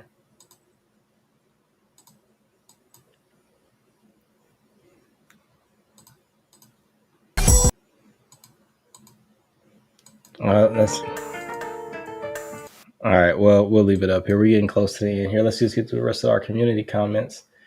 Gomes says, not looking into any project above 100 million market cap. Why? You don't have to, bro. I'm with you on that one. At this point, I'm aiming to be early. We starting to, in these communities. This is why I like the lower communities. Like, no disrespect to the folks who've built up a ton of a huge following and everything, but down here in these lower communities, man, we are hustling, and it is a lot of valuable information down here, man. That's what I like it. These sub 100s, bro, we cooking right now. Hater says, I believe I mentioned it to you last week. Yeah, okay, it must have been you who mentioned Collat. Yeah, I gotta look into it, man. I definitely have to. Yep, favorite projects, Lightlink, CRO, IXS. Thanks for the love. Absolutely. Crossroads, gotta have Zebek, dude. Oh yeah, Is it? I got a million when E was talking about it, because I think E heard about Sebek through you, right, Shooks? I heard about Zebek through E, and E jumped on my live stream comments and strangleholded me into making a video. Oh yeah, I remember that. I remember that on Telegram. Yeah, does he sleep? He does not sleep, dog. He does not sleep, man. He does not sleep. Something is going on with E, man. He's on the juice. Lightlink used for cross-border payments. Render is on a serious discount too. Just putting it out there. Render's on discount, huh? Let's see. Render.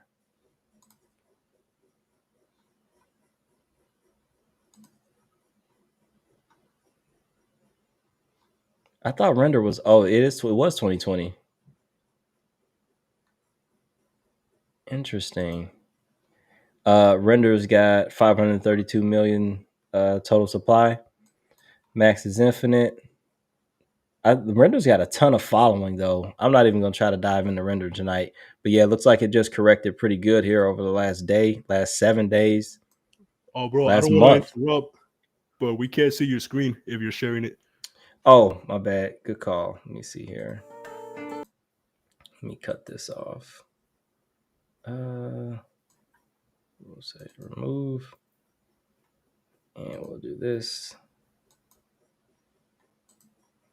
Go this screen.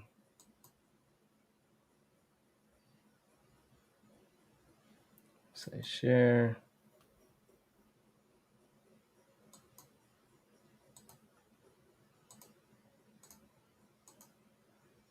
There we go. So yeah, render. Looks like render just had a correction here over the last month.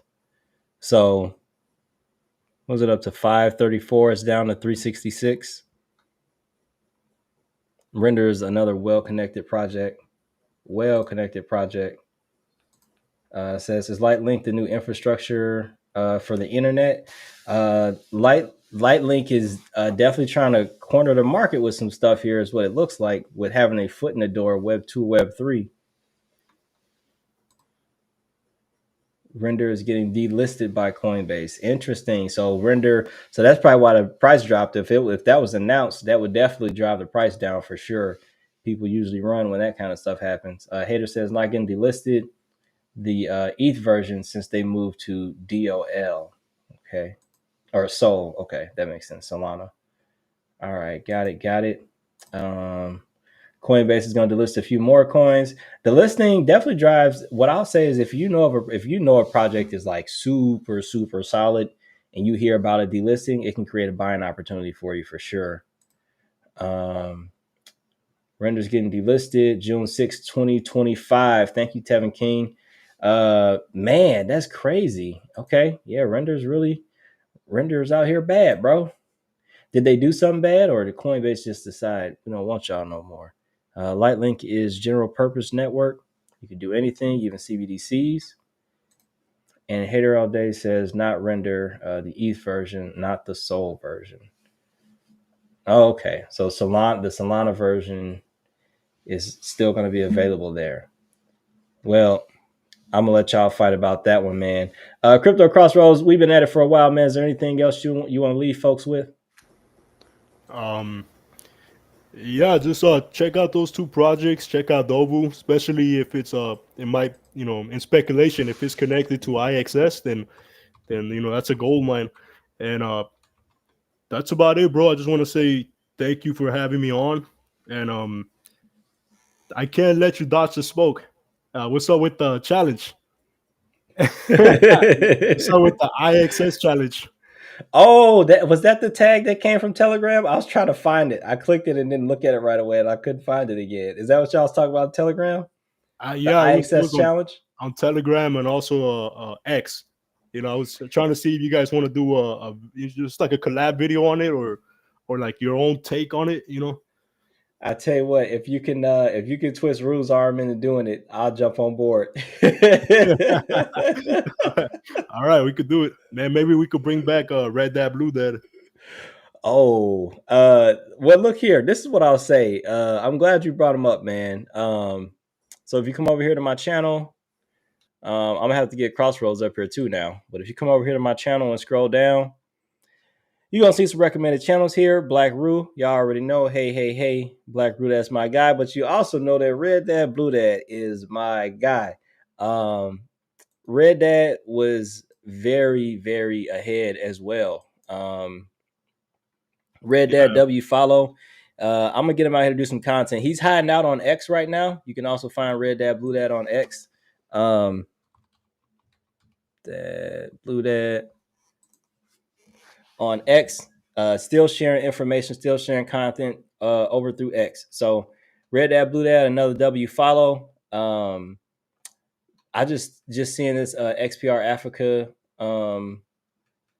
repost made me think of another project. Red Dad Blue Dad talks about projects that are across the globe in different countries.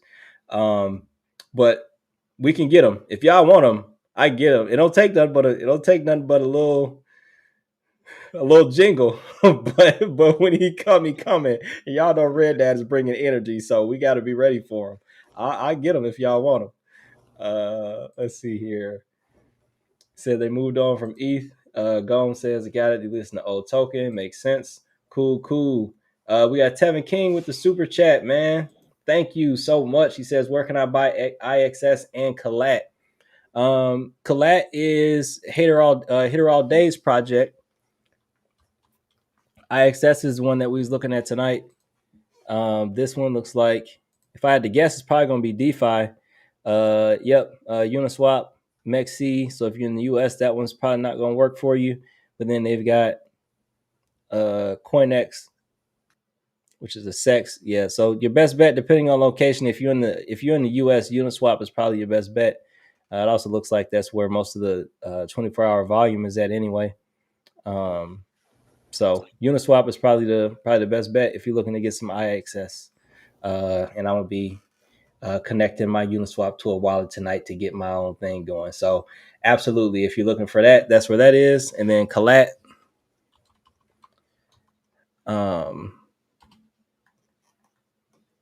Collat. And also, Tevin, I think I got you that. I'm pretty sure it was you who I messaged on X. You should have a link now. You can shoot me a DM on the Patreon, and if you need some help getting any initial, wallets or anything like that set up, just shoot me a message and we'll get you taken care of. But Collat that's when you're looking at L Bank, Radium. Very light listing. So again, if you're it's going to be Hotcoin. I think we have access to Hotcoin in the US. It's been a long time, but I think we have access to Hotcoin. Otherwise, Radium is another DeFi platform, and L Bank, another SEX, and XT.com. We do have XT.com. We are able to get there in the US as well. So a few different places to get collat or collateralized if you're interested in that. And then Coinbase wallet can swap both of them, of course. And then, Uniswap. Yeah, so Uniswap is probably the best way to go for any of those. So with all that being said, folks, we have had a fantastic show tonight. We've had 65, 70 people come through between X and YouTube, man. This has been a beautiful show. Make sure you check out my guy Crypto Crossroads, man. We're gonna go ahead and get out of here, get some water and and refuel a little bit. So y'all know the deal. Until next time, don't get shook. Stay focused, and we out.